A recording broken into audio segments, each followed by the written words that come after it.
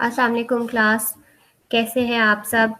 और अभी मैंने एक और रिकॉर्डिंग स्टार्ट की थी और उसके बाद 2 मिनट बाद मुझे अंदाज़ा हुआ कि मेरा माइक ओपन नहीं है और मैंने जो बोला मुझे दोबारा से बोलना पड़ेगा। So here I have started it again. तो ये एक नई ऑडियो है। अच्छा, मैं ये कह रही थी कि this lecture is kind of innovated one, क्योंकि इसमें हमारी जो इनिशियल स्टेज है उसके बारे में थोड़ी सी डिस्कशन है, उसकी रिलेशनशिप डायग्राम्स, फिर उसकी फर्दर उसको किस तरीके से बबल डायग्राम्स में कन्वर्ट करना है, फिर बबल डायग्राम को किस तरह जोनिंग या इनिशियल प्लानिंग में कॉन्सेप्चुअल स्केचेस में कन्वर्ट करना है, और उसके बाद फिर फर्दर जो स्टेज आती है वो तो फिर प्लानिंग की आ जाती है। सो बेसिकली जब भी कभी हम डिज़ाइन स्टार्ट करते हैं तो हम एकदम से जो है वो प्लानिंग नहीं स्टार्ट कर देते, एज इनके प्लान नहीं लगाना शुरू कर देते कि दीवार है, दीवार के साथ ये है वो है, इस तरह। पहले हम देखते हैं कि जो हमने स्पेसेस बनानी है वो किस तरह की होंगी और उनका आपस में क्या रिलेशन है और हमारी क्या रिक्वायरमेंट्स हैं प्रोजेक्ट के अकॉर्डिंगली। तो ये बेसिकली एक पूरा का पूरा प्रोसेस होता है, हर किसी के काम करने का अपना तरीका होता है, लेकिन बेसिक जो है वो आपके प्रोजेक्ट का स्टार्ट वो इसी से होता है, फिर फर्दर वो चेंज होता रहता है या हर बंदा उसकी अपने अकॉर्डिंगली उसको मॉडिफाई कर लेता है। अच्छा, ये मैं आपको एक प्रेजेंटेशन के थ्रू प्रेजेंट करूंगी। इस प्रेजेंटेशन में वैसे तो इमेजेस ही हैं, ये मैं अपलोड कर दूंगी बाद में, लेकिन ये है कि आप को इसमें इसमें इमेजेस ही आपको मिलेंगी एज सच। जो सुनने वाली बात है वो लेक्चर में ही सुननी पड़ेगी, हम कुछ कर नहीं सकते इस बारे में। इंटरेक्टिव लेक्चर्स आर बेटर वैसे, लेकिन can't help it, we have a requirement from the university, तो obviously we have to fulfil it.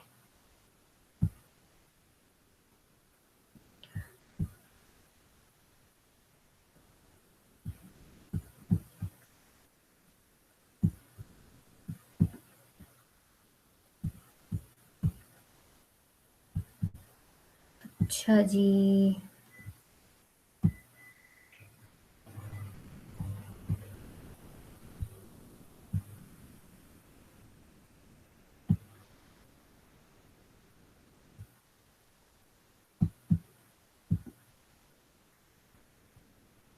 अच्छा, ये मेरे ख्याल से आप लोगों को अब शो हो रहा होगा यहाँ पे।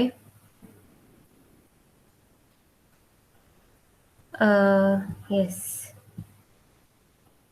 ये शो हो रही होगी आप लोगों को।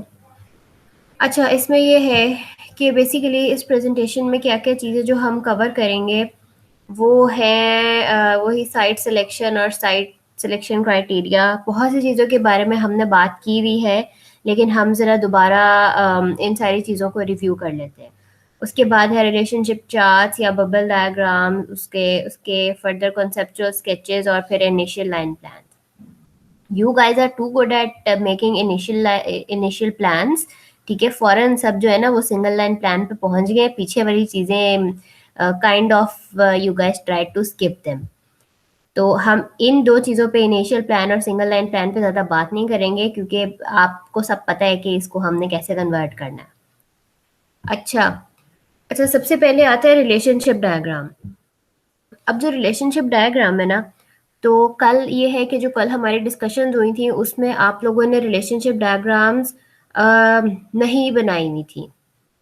ठीक है, किसी ने भी नहीं बनाई हुई थी, फिर मेरे से किसी ने पूछा था शाम के टाइम कि मैम ये किस तरीके से बनेगी, तो उनको मैंने उस टाइम बता दिया था। अब मैं ग्राफिकली शो करके नहीं बता सकती थी, लेकिन मैंने खैर उनको बताया। आई होप कि उनको समझ लगी हो, लेकिन ये है कि बाकियों के लिए फिर मैंने सोचा कि आप लोगों को इस पे गूगल स्क्रीन शेयर या जो व्हाट्सएवर इट इज़ उस पे थोड़ा बना के दिखाती हूँ कि किस तरीके से ये बनती है।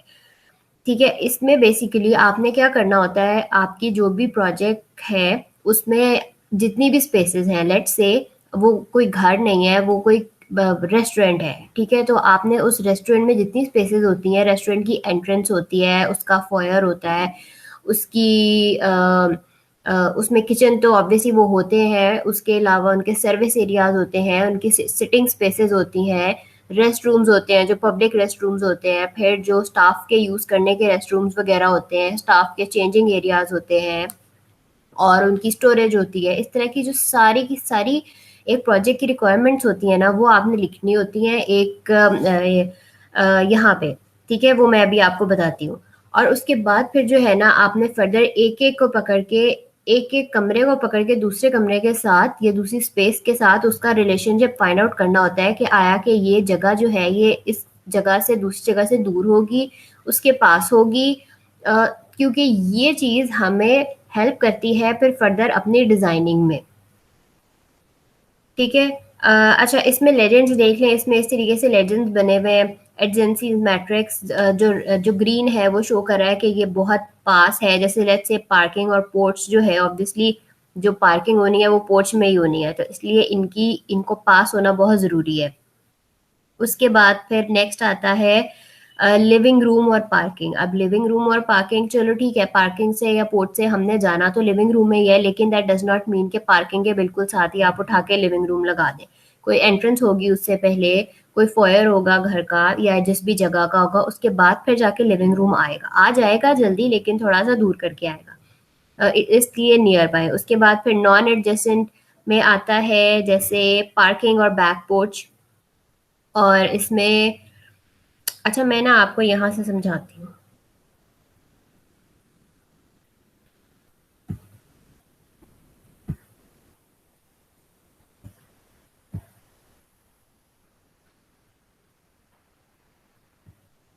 व्हाइट बोर्ड से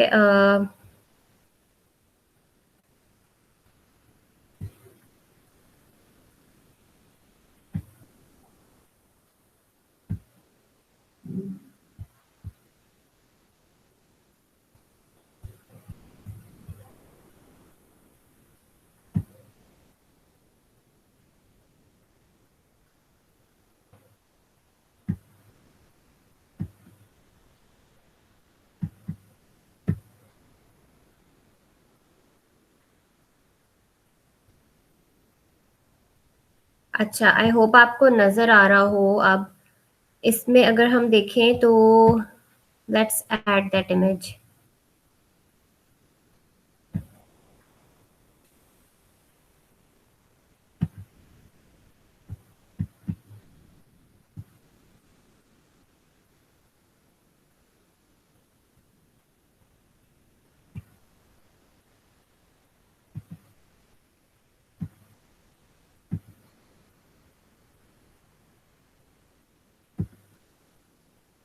अच्छा, तो मैं बता रही थी आपको कि लेट्स से ये पार्किंग है। ठीक है। अच्छा, यहाँ पे आपने अपनी सारी की सारी जो है ना, आपका जो प्रोजेक्ट है उसमें जितने भी स्पेसेस हैं रिक्वायर्ड, आपने वो सब की सब ना यहाँ पे लिख लेनी है इस तरीके से। और उसके बाद आपने एक एक को पकड़ के दूसरी स्पेस के साथ उसकी जो है वो एजेंसी फाइंड आउट करनी है। सो ग्रीन जो है वो बता रहा है कि पार्किंग और पोर्च जो है ना उसको पास होना चाहिए। फिर लेट से वो लिविंग रूम की या डाइनिंग रूम की या किचन की बात कर रहा है, तो ये पार्किंग और ये लिविंग रूम। ठीक है, कि इनका क्या रिलेशन है। फिर आता है फिर पार्किंग और फिर किचन आता है। तो ये इस तरह किचन को बताता है कि ये जो है ये नियर बाय है, it is not exactly next to the parking space. उसके बाद फिर वो बैक बात करता है बैक पोर्च की, तो ये पार्किंग और that is the back porch. ठीक है, तो इस जो है ये स्लॉट बना हुआ है, जो डब्बा बना हुआ है, यहाँ पे फिर उसने लिख दिया है कि नॉट एडजस्टेंट। उसके बाद नेक्स्ट आता है कि मास्टर बाथ की क्या लिंक होना चाहिए पार्किंग से, तो उसका कोई लिंक नहीं होना चाहिए। ठीक है, और इस तरह फिर उसने ये मार्क कर दिया। अब बेसिकली इसको मैं आपको बना के भी दिखा दूं कि इसको बनाएं कैसे।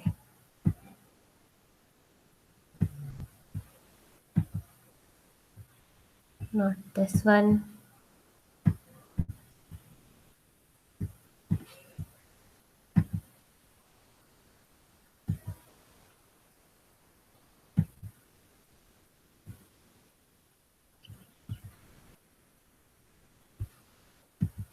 और इस तरह यहाँ पे आप सारी स्पेसेस लिख लेंगे। अब ये मेरे पास कोई वो पेन शेन नहीं है, ये अब जो मेरे माउस से बन रहा है तो मैं बना रही हूँ। आई होप कि आपको समझ लग जाएगी। इसी तरह ये सारे का सारा जो है ना आपने चेक बना लेना है यहाँ पे।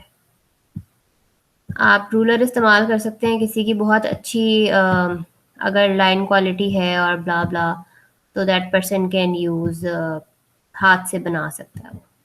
ठीक है, ये तो अब बहुत ख़राब बना है क्योंकि माउस से इसी तरीके से बन सकता है। अच्छा ठीक है, तो आप फिर यहाँ पे सारी स्पेसेस लिख देंगे कि जी यहाँ पे आपकी एंट्रेंस आ गई है, यहाँ पे लिविंग एरिया आ गया है, यहाँ पे किचन आ गया है, यहाँ पे डाइनिंग है, बाथ है, और कोई आपका स्टूडियो जो आपका वर्किंग स्पेस है वो है, किसी ने कोई जिम बनाना है वो है, किसी ने गेमिंग एरिया बनाना है वो है, व्हाट्सोएवर आर द स्पेसेस, तो they will be written here.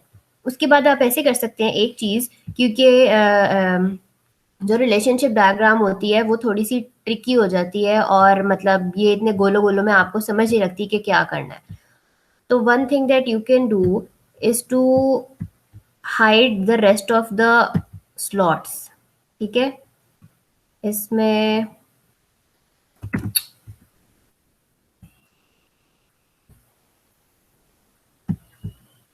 आप पेपर से कर लें, जिस मर्जी से कर लें, मैं बेसिकली आपको सिर्फ दिखा रही हूँ।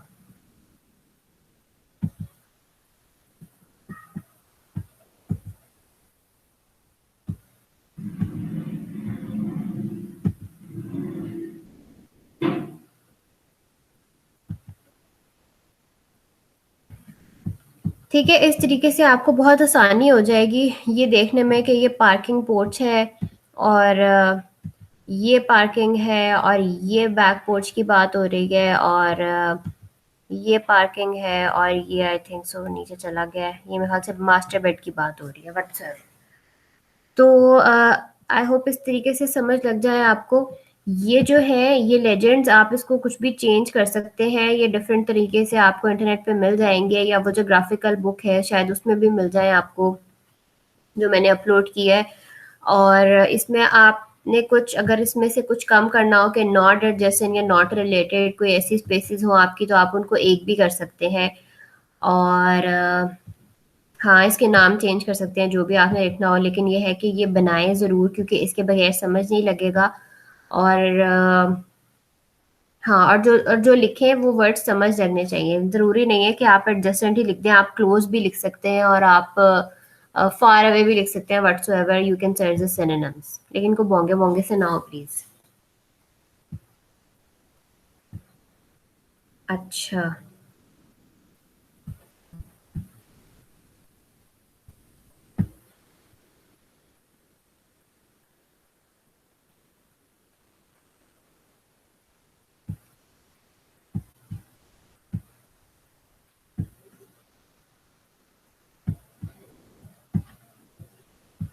अच्छा इसके बाद हम वापस, ठीक है, ये आई होप कि अब समझ लग गई होगी आप लोगों को। देखिए उसने दूसरी जो ये है जो दूसरी एग्जांपल लगाई है उसमें उसने डिफरेंट साइंस जो है वो यूज़ किए हैं। उसने लिखा है कि इम्पॉर्टेंट रिलेशनशिप, तो उसने उस ब्लॉक को भर दिया है। फिर ये है कि डिज़ायरेबल रिलेशनशिप, कि बेहतर है अगर पास हो या मतलब मॉडरेट रिलेशन हो उसका उन स्पेसेस का। और इस तरीके से बाकी मेरे ख्याल से आई डोंट नो उसने तीसरे में क्या किया है, लेकिन ये है कि 3 बेसिक आपके ज़रूर होंगे, एक बहुत पास, एक मॉडरेट और एक ये कि बिल्कुल भी रिलेटेड नहीं।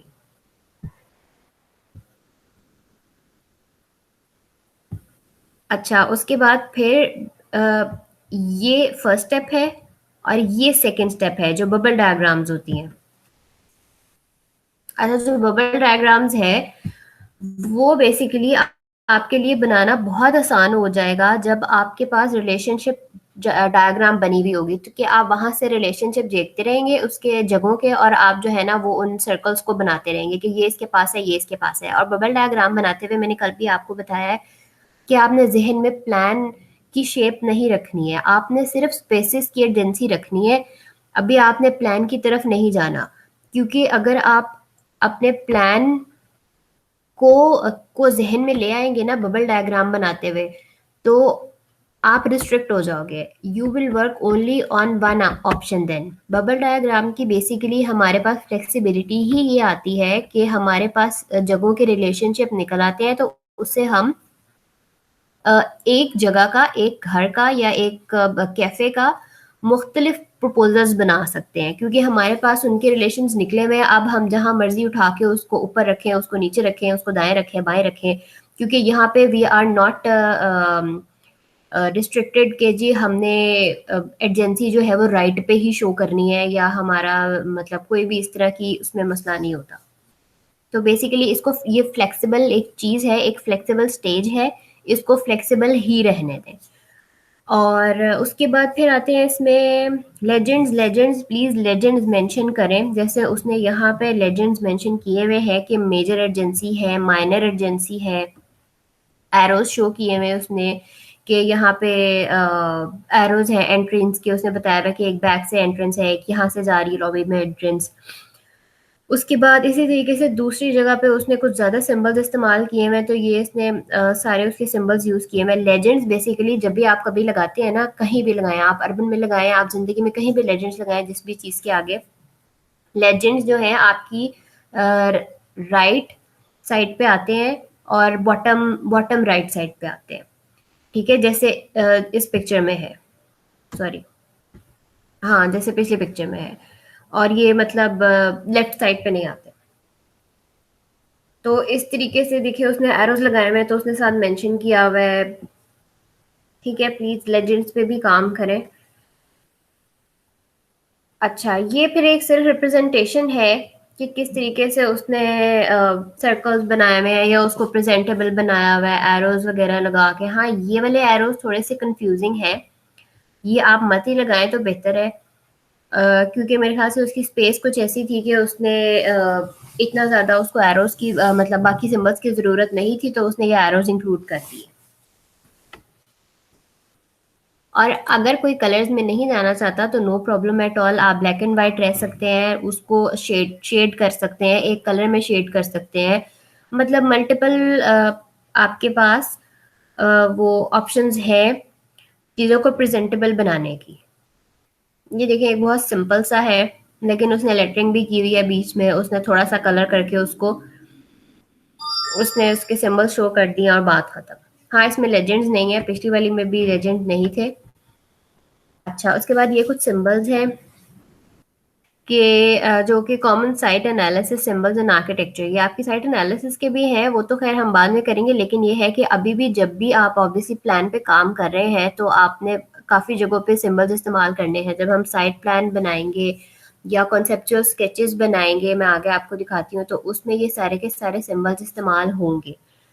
और हाँ, तो ऐसे कर लें। और मेरे ख्याल से कुछ और भी कहीं डिफरेंट बुक्स में या डिफरेंट वेबसाइट्स पे और भी पड़े होंगे सिंबल्स वगैरह, वो भी आप देख सकते हैं। लेकिन ये है कि वो अम, उनको जो मैसेज है वो कन्वे करना ज़रूरी है। विंड का कोई और भी देख सकते हैं, फॉर एग्जांपल नॉट साइंस भी हज़ार होते हैं। अच्छा, पब्लिक एक्सेस, पेडेस्ट्रियन एक्सेस, ये ज़्यादातर पब्लिक एक्सेस, पेडेस्ट्रियन और व्हीक्यूलर ये जो है ये तकरीबन सेम ही होते हैं। व्यू पॉइंट, ऑब्स्ट्रक्शन या राइट ऑफ वे वगैरह। बाकी व्यू पॉइंट के आप डिफरेंट देख सकते हैं व्हाट्सएवर। नॉइस का भी ये इसी तरीके से सिंबल होता है कि इस जगह से हमें साइट की नॉइज आ रही है या नॉइज जनरेट हो रही है, या ज़्यादा नॉइज आ रही है, कम नॉइज आ रही है। Site boundary. अच्छा, फिर जो हम बात कर रहे थे ना इसकी स्केचेस वगैरह की, कि स्केचेस और फ्री हैंड सेक्शंस। अब इसमें देखें कि उसने different free hand sections, these are obviously not free hand. Okay, give me a minute.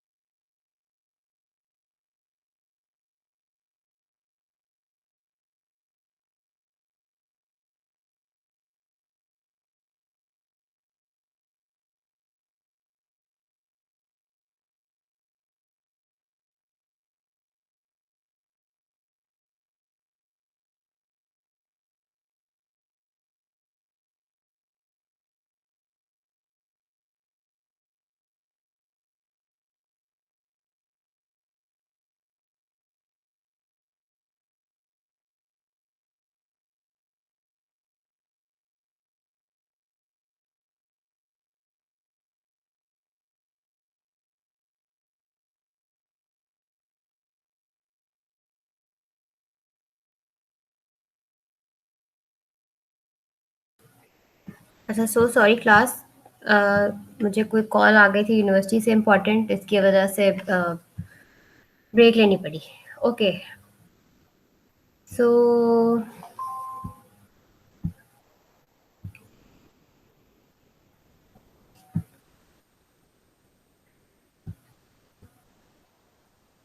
हाँ जी। अच्छा, सो बेसिकली ये एक रिप्रेजेंटेशन है डिफरेंट स्केचेस की जो इंटीरियर स्पेसेस की है। आई डोंट नो शेयर हो रहा है कि नहीं।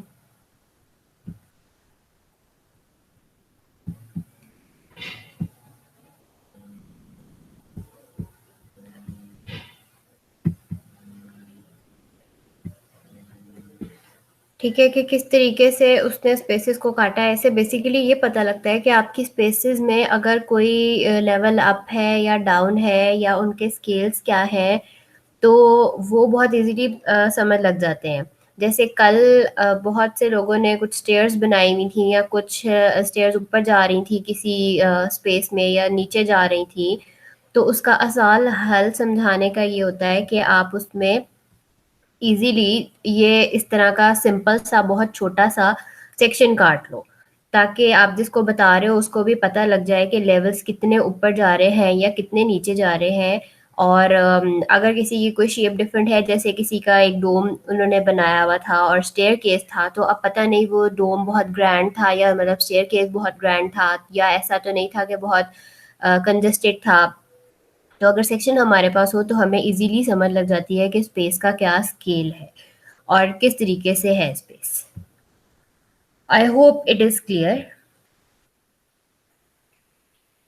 अच्छा, ये फिर था कुछ के ये है तो बेसिकली प्रेजेंटेशन ही अ, जिनका,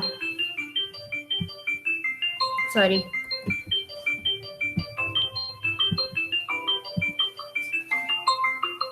जी सर।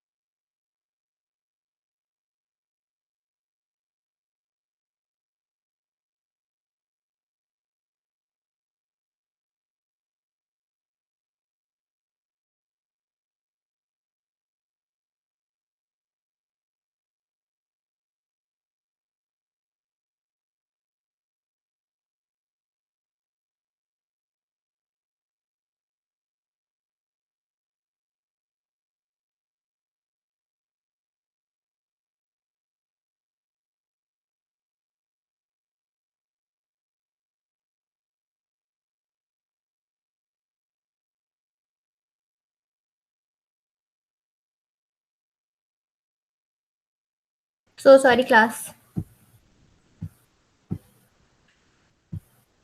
अच्छा, हम इसकी बात कर रहे थे कि ये बेसिकली रिप्रेजेंटेशन है डिफरेंट साइट की जगहों की। ये भी स्केचेस हैं छोटे छोटे। ये बेसिकली आपको ये दिखाने के लिए है कि आप लोग अगर परेशान हो रहे हैं कि अगर स्केच करना है या छोटा सा सेक्शन करना है तो वो हमने कोई पता नहीं बहुत बड़ा ड्राफ्ट कर लेना है या क्या करना है, तो उसको कुछ भी ऐसा नहीं करना। ठीक है, बस जो आप दिखाना चाह रहे हैं, जैसे वो कल एक कॉन्टूर वाला था, कट एंड फिल वाला, तो वो जो है स्टूडेंट वो उस चीज को स्लोप बना के और उसको मतलब अपनी बिल्डिंग बता सकते हैं साइड से कि मेरी बिल्डिंग यहाँ से आगे जाएगी, एलिवेट होगी, एज इन कुछ कैंटिलीवर में आएगा या पीछे कुछ जाएगा, मतलब उसको हम ऑब्वियसली कट करेंगे ना तो वो पीछे जाएगी बिल्डिंग। तो और फिर ये कि उसकी हाइट क्या होगी व्हाटसोएवर, वो यहाँ पे से हो सकता है। और इसी तरह ये ट्रीज वगैरह है, ये फिर आगे भी है हमारे पास। ये पिक्चर क्लियर नहीं है लेकिन आई थिंक ये पॉइंट आप लोगों को समझ लग रहा है कि आप लोगों ने बिल्कुल रफ जो है ना वो स्केचेस काटने हैं साथ साथ, मतलब स्केचेस बनाना है बिल्कुल फ्री हैंड, और कोई मसला नहीं है अगर आपकी ये देखिए कितने गंदे स्ट्रोक्स हैं इसके भी, इट्स ओके। मेरे स्ट्रोक्स भी ऐसे हो सकते हैं, कोई प्रॉब्लम नहीं है अगर आपका स्ट्रोक नहीं भी बहुत अच्छा पेंसिल का। हर किसी की प्रेजेंटेशन का डिफरेंट तरीका होता है। बहुत से आर्किटेक्ट्स होते हैं, अगर आप उनके स्केचेस देखें, फेमस आर्किटेक्ट्स के स्केचेस, तो वो भी मतलब वो उनका ज़रूरी नहीं है कि हर आर्किटेक्ट्स का स्केच जो है वो बहुत क्लासी किस्म का हो।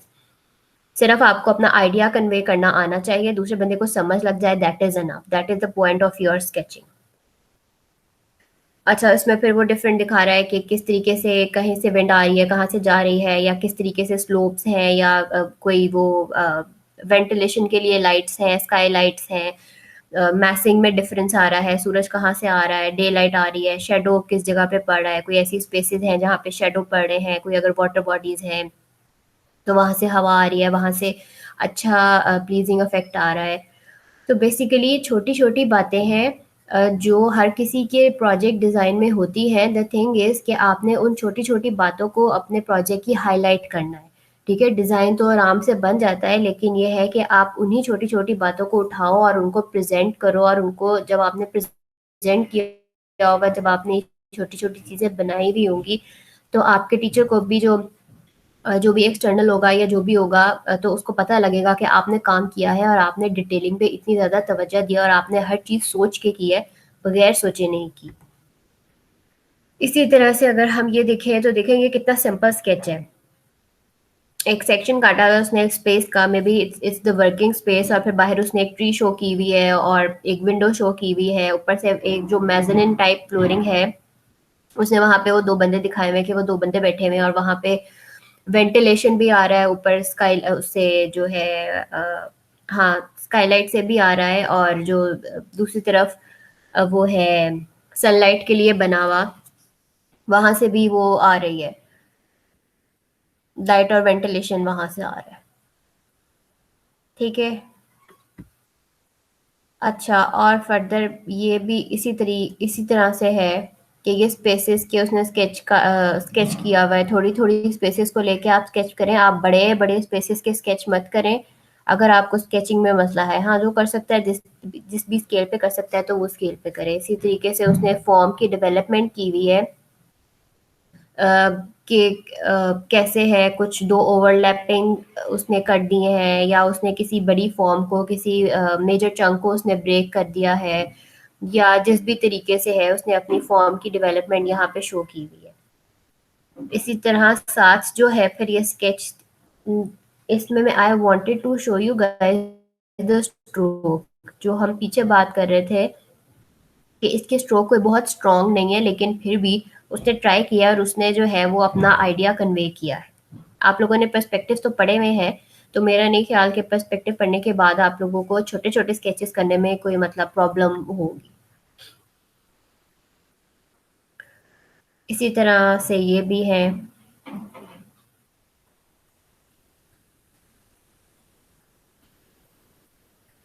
अच्छा, उसके अलावा ये है कि आपने जो साइट लेनी है ना, जो भी अब हर किसी की साइट में डिफरेंस होगा ऑब्वियसली, तो आप लोगों ने जो साइट लेनी है उस साइट का भी लेने का यही मकसद था, मतलब कोई भी प्लॉट आपको दे दिया जा सकता था, लेकिन क्योंकि वो साइट आपकी डिफरेंट इस वजह से की है, फ्रीडम आपको इसलिए दी है ताकि आप इस कॉन्टेक्स्ट में सोचें कि आपकी जो बिल्डिंग है और साइट है उसका क्या रिलेशन है, और बाहर की साइट आपकी बिल्डिंग को किस तरीके से इन्फ्लुएंस कर रही है, जो बाहर का माहौल है, आउटडोर माहौल है, वो क्या है और वो किस तरीके से आपकी बिल्डिंग में एंटर हो रहा है या उसमें बफर क्रिएट कर रहा है बाहर की दुनिया से, और मतलब किस तरीके से है, और सब प्लांटेशन है, कहाँ रास्ते हैं, पाथवेज है, कुछ अगर और है, वाटर बॉडीज हैं या कोई पैशियोज है या कुछ भी है इस तरह।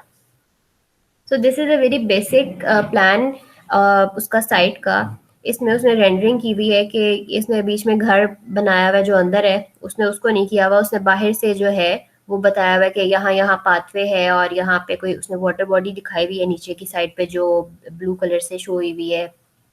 फिर उसने टाइल वर्क दिखाया हुआ है ऊपर की साइड पे, और इस तरह डिफरेंट प्लांट्स हैं, बड़े ट्रीज हैं, छोटे ट्रीज हैं और बुशेस हैं। और दूसरी साइड पे जो है जो पिक्चर है, इसमें बेसिकली उसने ये बताया हुआ है कि डिफरेंट ट्रीज जो होते हैं वो हमें एलिवेशन में किस तरह नज़र आते हैं और वो हमें उसमें किस तरह से नज़र आते हैं, प्लान में किस तरह नज़र आते हैं। बेसिकली ओवरलैपिंग होते हैं, जैसे उसने बताया हुआ है कि सबसे बड़ा ट्री जो है उसका जो कवरेज है वो बहुत ज़्यादा है और जो छोटे हैं वो कम है, तो वो आधे प्लान में उसके अंदर आ जाएंगे, आधे उससे बाहर आ जाएंगे।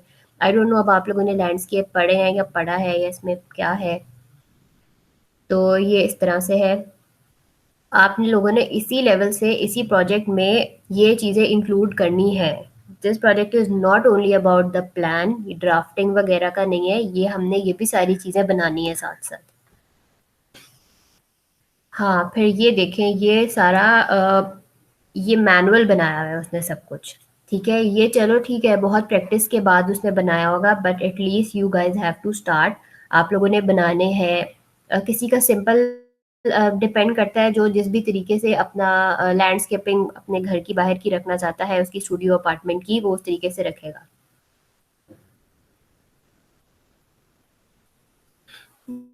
ये फिर एक और है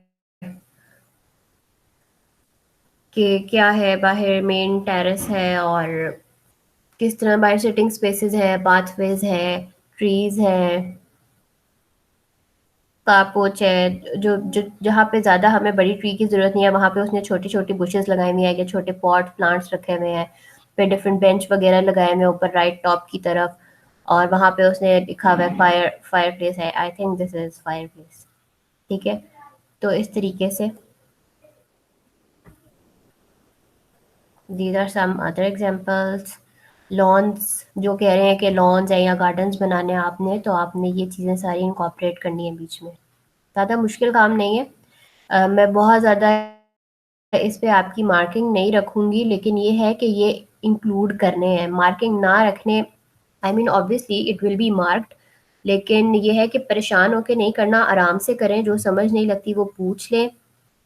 और आई नो कि पहला प्रोजेक्ट है, लेकिन ये है कि आप सबकी मेजरली बैकग्राउंड जो है वो डीएई की है और आप लोगों ने ये चीज़ें बहुत ज़्यादा पढ़ी हुई हैं, और बाकी भी जो जिनकी नहीं भी है डीएई की, वो भी नज़र आ रहा है कि वो कोशिश बहुत कर रहे हैं। सो डोंट वरी, आप लोग कर लेंगे कुछ ना कुछ। अच्छा, एक चीज़ का ज़रूर ध्यान रखिएगा कि जो आप प्लान में अपनी किसी की अ, वो भी थी, इसने हेक्सा वगैरह इस्तेमाल किया है, या अगर कोई उसमें जा रहा है, सर्कुलर्स में जा रहा है, तो वो फिर अपनी लैंडस्केपिंग में भी सर्कुलर्स ही ज़्यादा इस्तेमाल करेगा, या अगर वो कहीं ग्रिड इस्तेमाल कर सर्कुलर प्लान है और बाहर जो है वो डब्बे लगाए हुए हैं या व्हाट्सएप। ठीक है। अच्छा, अब ये है कि ये मैं आपको सिर्फ अभी इसका ओवरव्यू दे देती हूँ, क्योंकि because this is a very detailed lecture, और वो हम फिर अगले लेक्चर में कवर करते हैं ये चीज़। इसमें हमने पिछली क्लास में, मुझे नहीं पता कितने लोग थे, 3-4 लोग थे, हमने इस बारे में बात की थी, उसमें फिनोमिनोलॉजी की, जो आपकी स्पेस में बेसिकली मैं फीलिंग्स की बात कर रही हूँ, और आपका जो है वो अपनी चॉइसेस के अकॉर्डिंगली पर्सनैलिटी डिपिक्ट करने की बात कर रही हूँ, अगर आपको समझ लगेगी। Basically this is all called phenomenology, के एक स्पेस में फीलिंग्स किस तरीके से वो स्पेस हमें फीलिंग क्रिएट करती है कि हम उस जगह जाएं तो हमें उस तरह की फीलिंग्स आए। ठीक है, इसमें सेंस ऑफ प्लेस है, फिर क्वालिटी ऑफ प्लेस है, इंटरेक्शन है, उसके user emotion response to architecture है और ह्यूमन परसेप्शन है। ये फर्दर उसकी फिर नीचे और डिटेल्स हैं, सब हेडिंग्स हैं। अच्छा, यहाँ से आपको शायद ये हम इसको जल्दी से थोड़ा ओवरव्यू देंगे कि ये किस तरीके से आता है, कन्वर्टिंग फीलिंग्स इनटू आर्किटेक्चर। कि लेट्स से आपने कोई स्पेस बनानी है जो कि पॉजिटिविटी या हैप्पीनेस को शो करे, तो उसमें फिर आप तीन चार चीजें देखते हैं, बल्कि कोई भी स्पेस हो उसमें तीन चार चीजें होती हैं जो उस स्पेस को वो बनाती है, जो आप उसको बनाना चाहते हैं। बीइंग एन आर्किटेक्ट बनाना चाहते हैं, मैं इसलिए ये बात कर रही हूँ। ठीक है। और अच्छा, इसमें बेसिकली क्या आता है, स्केल आता है कि उस जगह का स्केल कैसा है, फिर वहाँ पे मटेरियल क्या इस्तेमाल हुआ है, फिर टेम्परेचर उस जगह का कैसा है, फिर ये कि साउंड्स और जो आवाज़ें हैं वो कैसी है वहाँ पे, और लाइट है और स्मेल है। ये जो हमने पीछे बात की फिनोमिनोलॉजी की, इसमें आता है sense of place, scale, material, temperature, sounds. ठीक है, इसी को फिर फर्दर लेके चले। इसमें जो स्केल आता है, सबसे पहले एक पॉजिटिव या किसी ऐसी जगह का जहाँ पे पॉजिटिव फीलिंग्स हो, इट कैन डेफिनेटली वेरी। वो एक छोटी जगह भी हो सकती है, उसका स्केल बहुत छोटा भी हो सकता है या बहुत बड़ा भी हो सकता है। तो जैसे ये जो पिक्चर में स्पेस है, इसका मॉडरेट सा स्केल है। ठीक है, बहुत बड़ा नहीं है या बहुत छोटा नहीं है। फिर ये है कि मटेरियल जो उसमें इस्तेमाल हुए वो हो, they should be soft, not scaly और sharp to touch. Smooth material होने चाहिए देखने में भी, और अगर आप उनको टच करें तो उसमें भी।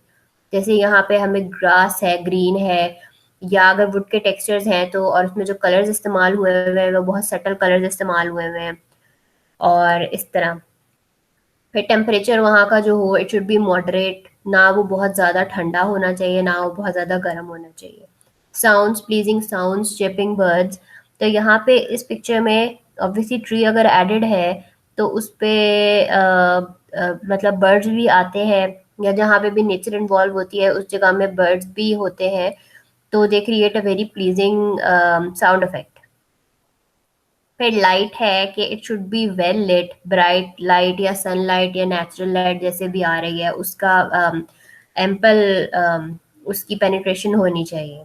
फिर स्मेल के it should obviously pleasant smelling होनी चाहिए, अदरवाइज फिर वो जब प्लेजेंट स्मेलिंग नहीं होगी तो ऑब्वियसली यूजर एक्सपीरियंस जो है वो अच्छा नहीं होगा।